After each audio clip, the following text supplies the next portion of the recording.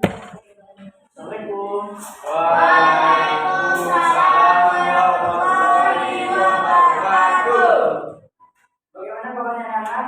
Alhamdulillah luar biasa. Tetap semangat. Allahu Akbar. Tolong dirapikan dulu tempat duduknya ya. Kalau Oke, sempat, Pak. boleh duduk. Pak.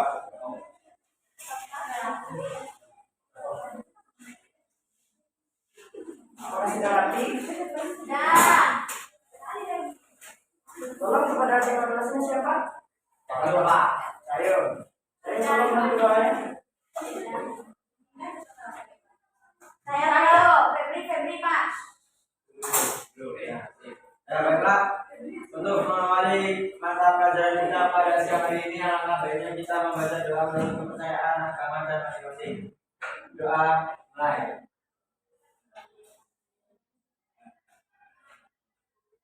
Doa selesai. Oke. Bapak cek absen dulu ya. Oke, Pak.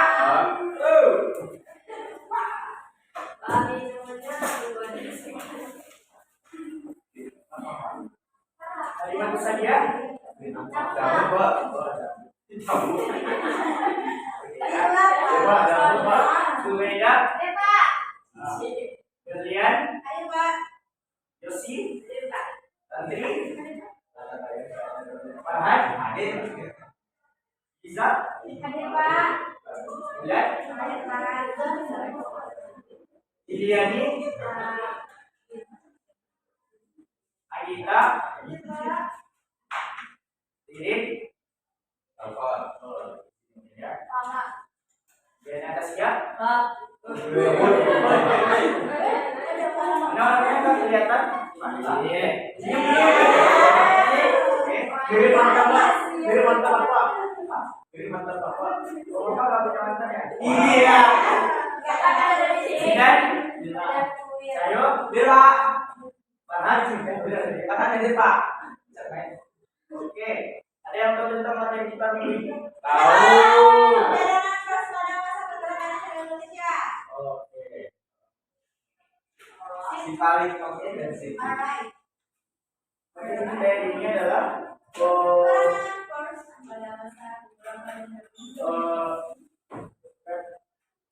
tadi 11 di 9 latar belakang munculnya pergerakan di Indonesia. Dan materi hari ini adalah perangan pers pada masa pergerakan nasional Indonesia ya. Oke, ini pergerakan nasional. Pada tahun 1908 menjadi awal pergerakan nasional karena pada masa tersebut perjalanan yang dilakukan oleh rakyat masuk ke dalam kategori visi nasional.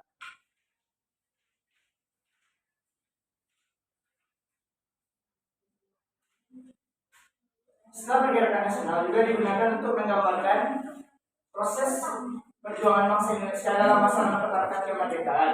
Salah satu faktor yang melatar belakangi munculnya kebangkitan nasional di Indonesia adalah munculnya Pemuda Pelajar Indonesia atau akibat politik identitas yang diterapkan. Paham kan? Paham. Sebelum kita masuk kepada pergerakan pers, kita akan memperdalami latar belakang pergerakan nasional di Indonesia. Tolong saya dibaca. Latar belakang pergerakan nasional di Indonesia. Penyebab terjadinya pergerakan nasional sendiri dibagi menjadi dua kelompok, yaitu faktor internal dan faktor eksternal. Yang pertama, faktor internal yaitu adanya tekanan dan penderitaan yang berkelanjutan rakyat Indonesia harus bahan dijajah. Yang kedua, adanya rasa senasib yang hidup dalam cengkraman penjajah dan timbul semangat bersatu membentuk negara. Yang ketiga, adanya rasa kesadaran nasional dan harga diri menyebabkan kehendak untuk memiliki tanah air serta hak menentukan nasib sendiri. Yang kedua itu faktor eksternal. Faktor eksternal merupakan faktor yang berasal dari luar bangsa Indonesia. Faktor eksternal yang mendorong terjadinya pergerakan nasional adalah yang pertama, maksudnya paham liberalisme dan human rights. Yang kedua, diterapkannya pendidikan sistem barat dalam pelaksanaan politis etis pada 1922 sehingga menimbulkan wawasan yang luas bagi pelajar Indonesia.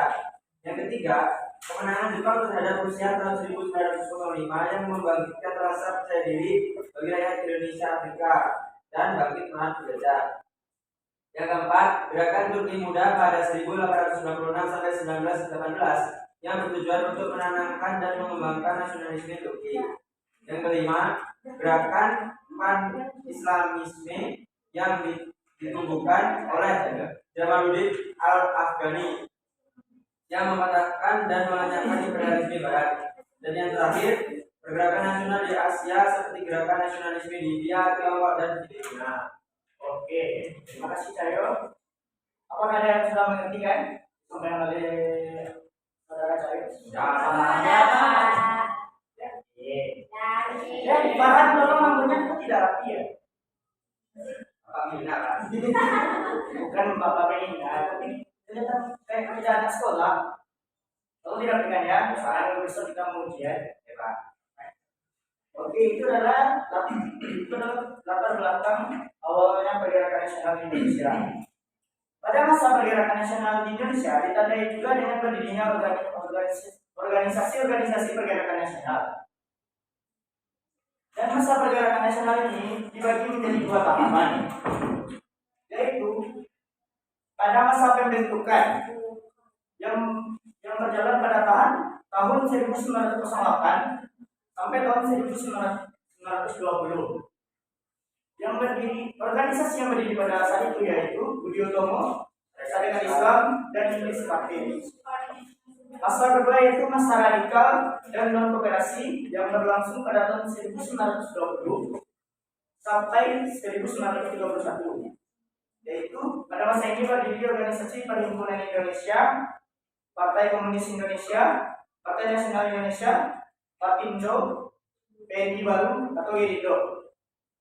Oh, Diana, tolong perhatikan Bapak. Apa yang Bapak sampaikan tadi tolong bilang. Nanti sakit perut Pak. Nanti sakit perut Pak. Makanya jangan. Oh, pantesan dulu ya. Iya.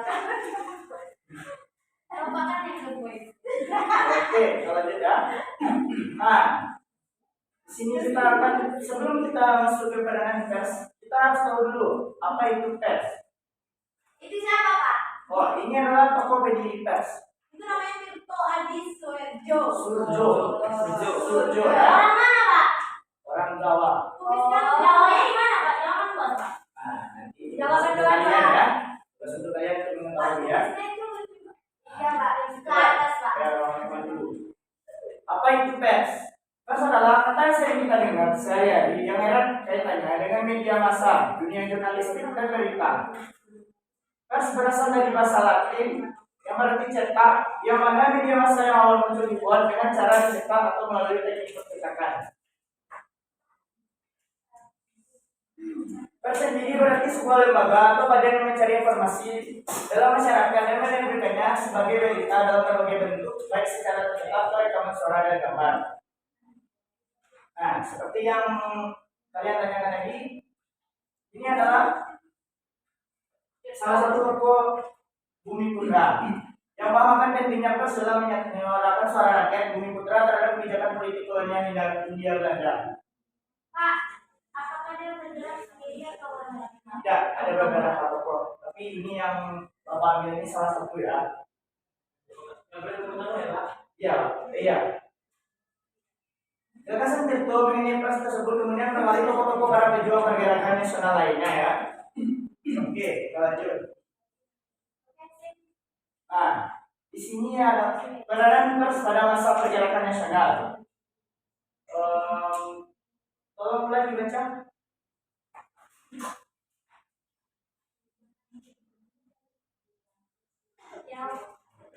Dalam pers pada masa pergerakan nasional.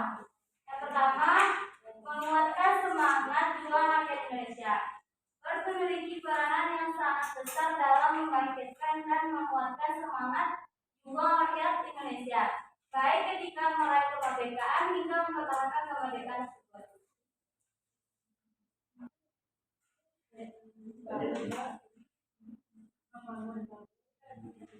B. Membangun dan memupuk rasa persatuan. Pers berperan penting dalam menyebarkan nilai-nilai nasionalisme sehingga dapat terpupuk dan terbina di dalam diri masyarakat Indonesia, sehingga hal itu bisa menyatukan rakyat menjadi satu kesatuan. Sudah. Kalau dia ingin disambung, Yang C, menyadarkan rakyat Indonesia mengenai situasi dan kondisi negara dengan menyiapkan strategi Indonesia membantu rakyat untuk mengetahui keadaan sebenarnya yang sedang terjadi dan tentunya apa saja yang perlu dilakukan karena para pekerja saat ini. oke, telah disimak apa yang dibaca oleh temannya tadi ya. Jadi, peran pada masa pergerakan nasional yaitu menguatkan semangat jiwa rakyat Indonesia, dan yang kedua membangun dan memupuk rasa persatuan. Yang ketiga adalah menyadarkan rakyat Indonesia mengenai suatu kondisi negara. Oke, kita lanjut. Apakah sudah paham kan? Sudah, tolong perhatikan Bapak ya. Selanjutnya adalah fungsi pers secara umum. Yang pertama adalah pers sebagai penyebar informasi media yang memiliki kekuatan untuk mengumpulkan informasi ke khalayak luas, di seluruh orang ya, berbagai kalangan. Pers memiliki jangkauan audiens yang luas sehingga informasi dapat tersebar secara luas pula diketahui oleh banyak orang. Yang kedua, pers juga memiliki kekuatan untuk menyebarkan informasi ke khalayak luas. Pers memiliki jangkauan audiens yang luas sehingga informasi dapat tersebar secara luas pula diketahui oleh banyak orang. Yang ketiga yaitu pers sebagai pembentuk opini. Fungsi yang terakhir adalah pers memiliki kekuatan yang membentuk opini publik atau pendapat mayoritas masyarakat suatu daerah, negara, hingga dunia. Luas berarti jangkauannya.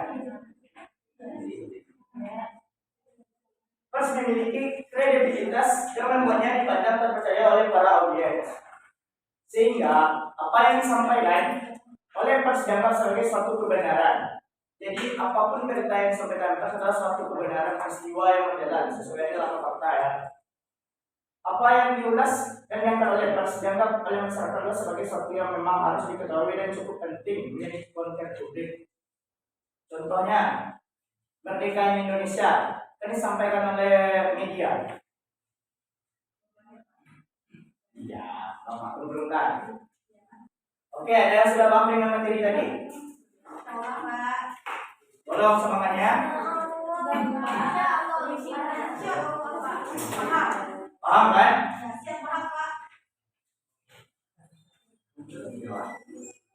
Oke. Bob, Farhan, Zidan, semuanya tolong perhatikan Bapak dulu. Ya.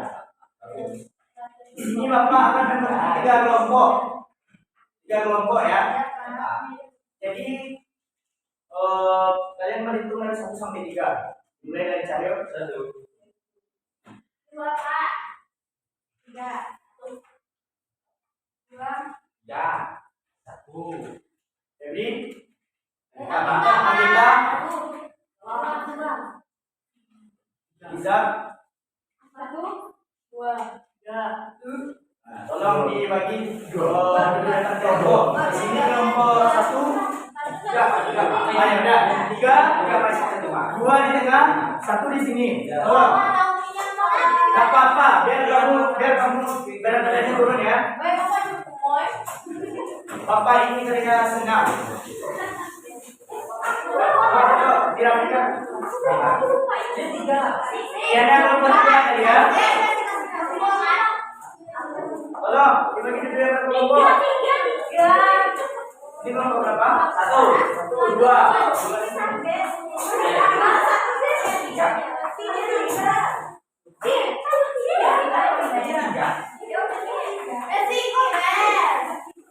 Jangan bersuara ya. Jangan bersuara.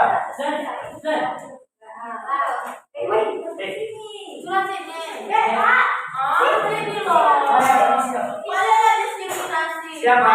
Gak boleh yang dulu. Oh ya sih bisa deh.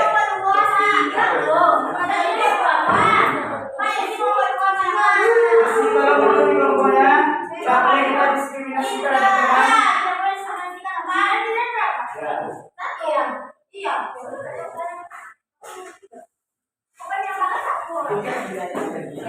Ayo.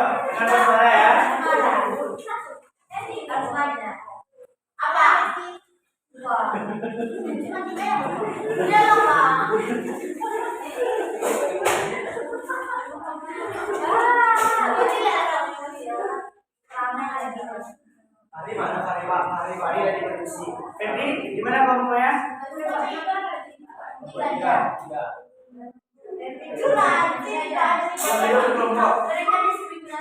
Oke, sudah duduk berkelompok?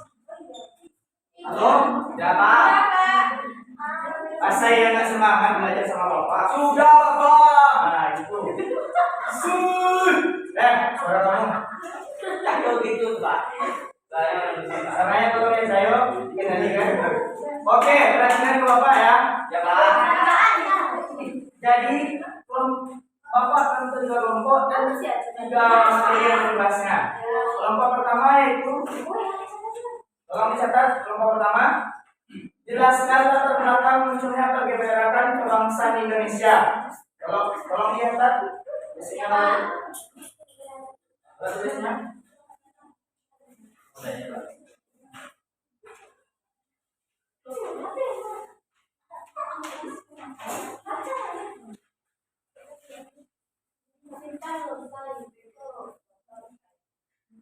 Kelompok satu sudah dicatat? Sudah? Nah, untuk kelompok dua, jelaskan tiga peranan pers pada masa pergerakan nasional ya. Tolong dicatat dulu. Sudah, Pak. Sudah? Untuk kelompok tiga,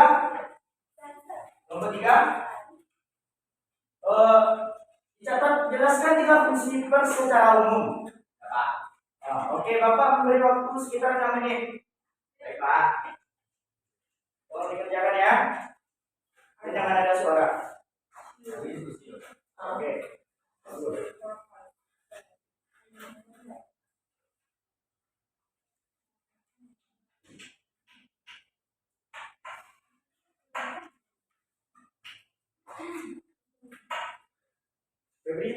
Febri bangun.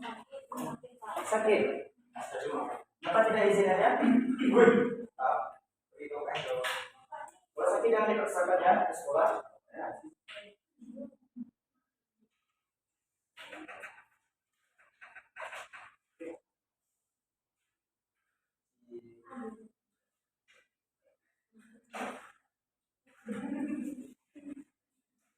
Pak, dia dicek ini sama Doyono.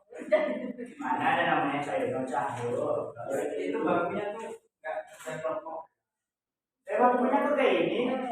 Iya, kelompok. Tidak pikir lah. Roda itu besar ya. Duduk juga besar.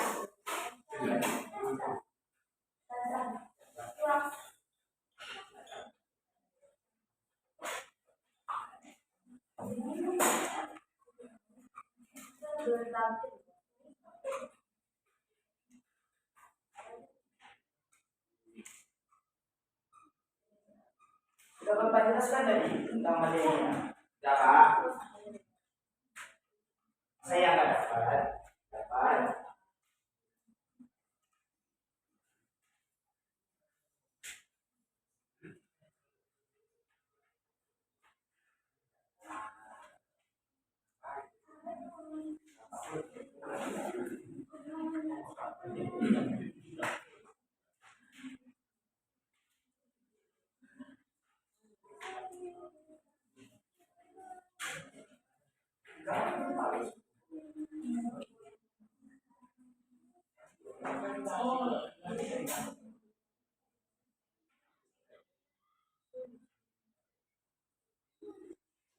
Nomor 3 di mana?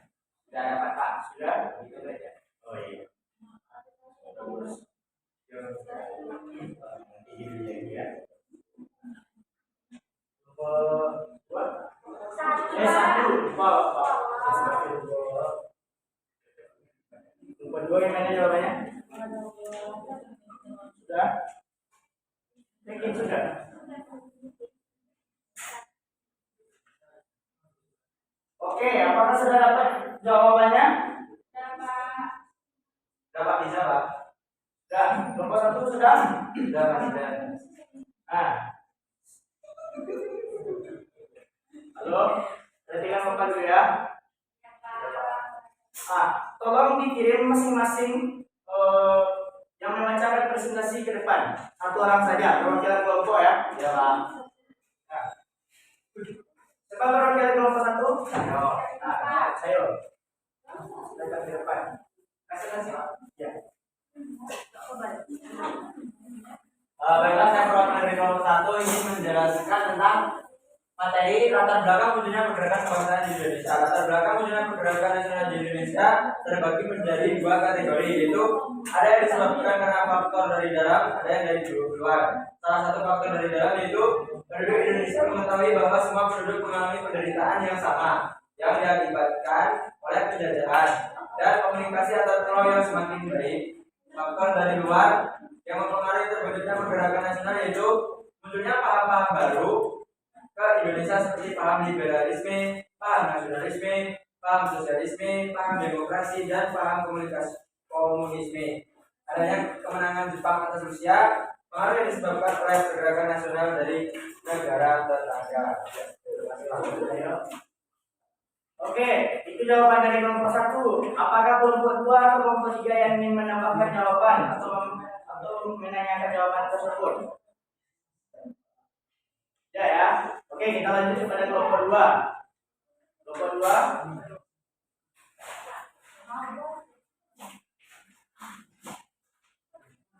Baik, assalamualaikum warahmatullahi wabarakatuh.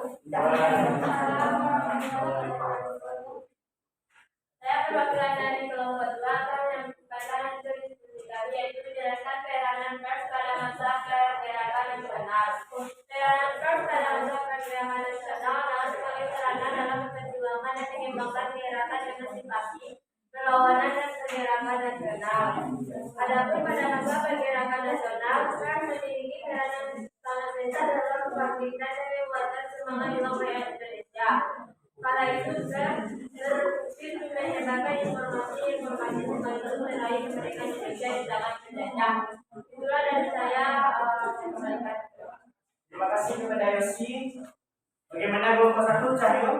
Apakah sudah paham dengan jawaban dari teman kelompok 2? Sudah. Tidak ada yang menambah atau mempertanyakan? Kelompok 3 gimana? Apakah ingin menambahkan jawaban? Ya, Pak. Selanjutnya kelompok 3. Ke depan.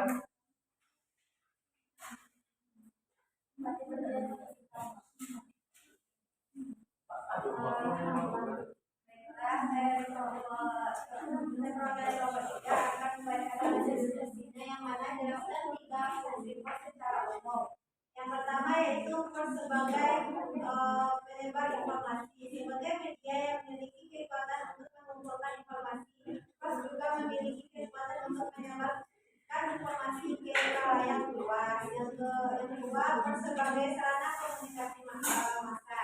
Fungsi yang kedua, pers adalah sebagai sarana masyarakat untuk berkomunikasi satu sama lain, di mana masyarakat bisa mengetahui informasi mengenai masyarakat lain bahkan hingga jauh darinya. Yang terakhir yaitu pers sebagai bentuk opini. Fungsi pers yang terakhir ini adalah pers memiliki kekuatan untuk membentuk opini publik atau pendapat mayoritas masyarakat satu daerah, negara hingga dunia. Itulah kelompok 3. Saya ucapkan terima kasih. Baik, jawaban dari kelompok 3. Kelompok 1. Ada apa yang ditimbulkan penyalahgunaan kebebasan pers? Yang mana? Jawaban dari kelompok 3 tadi. Ya. Tidak sama kelompok 3. Kelompok 1 tadi ada yang bertanya. Baca ya. Dampak yang ditimbulkan dari penyalahgunaan kebebasan pers. Dampak penyalahgunaan, ya, kan itu secara umum, yang pasti besar.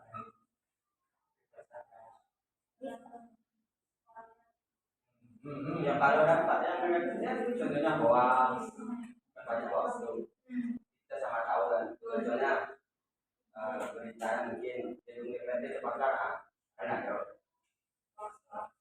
Sudah saya. Kelompok 2 gimana? Oke, apakah sudah? Tolong disusun duduknya seperti tadi. Disusun dulu ya. Kira-kira lagi.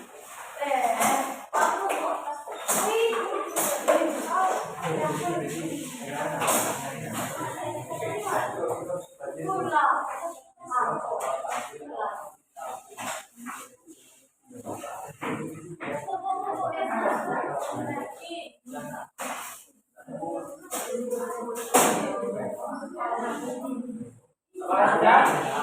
Sudah dilakukan? Berapa? Oke. Halo, tolong dilihat ke depan. Apakah sudah paham dengan materi tadi? Sudah? Oke. Bapak akan melakukan sebuah quiz. Ada dia, Pak. Ada yang berkaitan dengan materi tadi ya. Nah, kalau kalian memperhatikan Bapak dan teman-teman yang tadi pasti akan dapat menjawab quiz tadi. Soal yang pertama,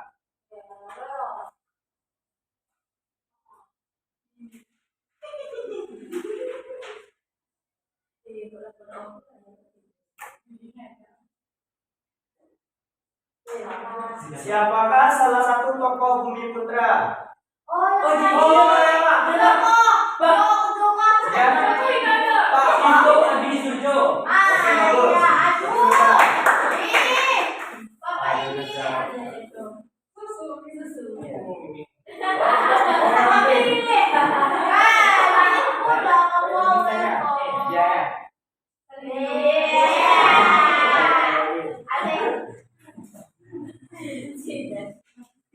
Oke, soal yang kedua.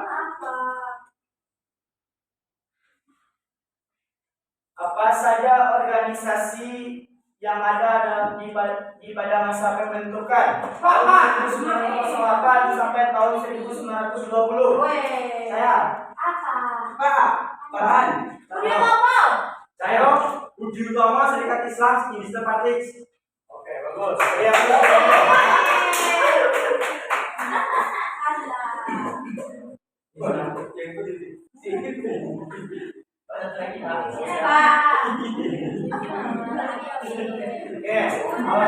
yang terakhir ya.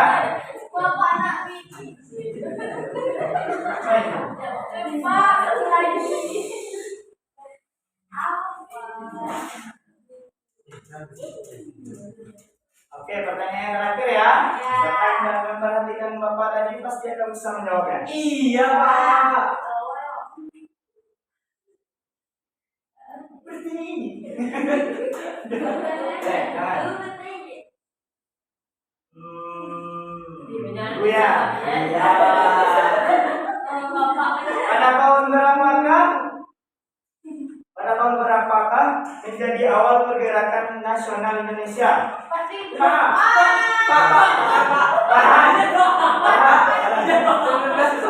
Bagus.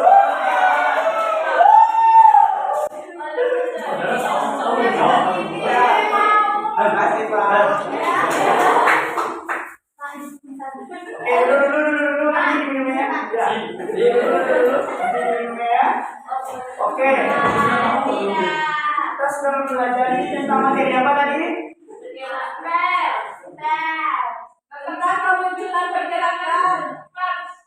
Salah.